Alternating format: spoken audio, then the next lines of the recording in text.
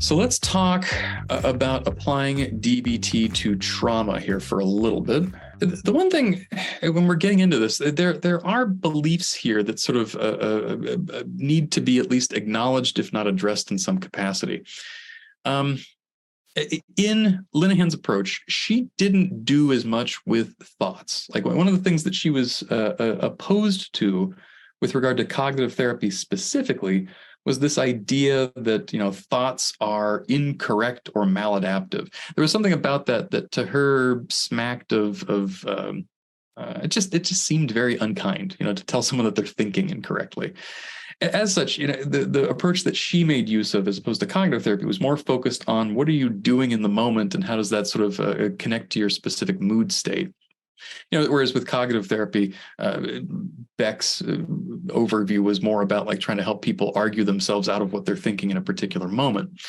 The only thing that I wanted to approach here, especially as far as trauma goes, is to make sure that when you're working with folks relative to what they believe about all this, which is oftentimes a piece of this that needs to be addressed, that you're not challenging what they believe directly. At most, I would suggest that there's some utility in challenging the utility of the thought. But the evidence seems to suggest that when we attack people's beliefs directly, it doesn't do much good. Again, think of it this way. We've had a lot of complicated political dust-ups here in our country in the last couple of years.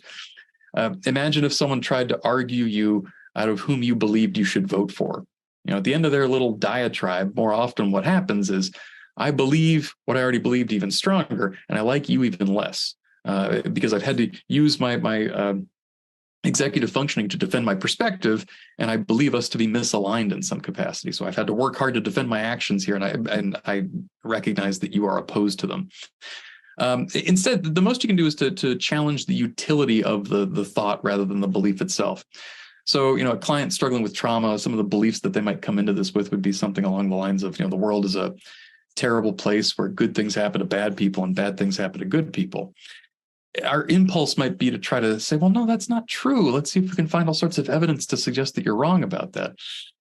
I'd pump the brakes on that. Instead, the approach could probably be more along the lines of, okay, cool. Makes sense to me. I'm not going to argue that. I think, look at all 8 billion of us right now, you could probably make a good claim that it's a very unfair world out there. But let me just ask, like, when you think that before you go on a job interview, does it help? Or when you think that before you go on a date, does it make the date go better? Instead, sometimes what you can do, this idea of helping folks at least just identify what some of their maladaptive beliefs are here. And over time, as you're trying to help them sort of push past some of this more deeply embedded trauma stuff, to periodically sort of rate their believability and see if, by virtue of effort to engage with life more fully, are they now affecting their beliefs in some way?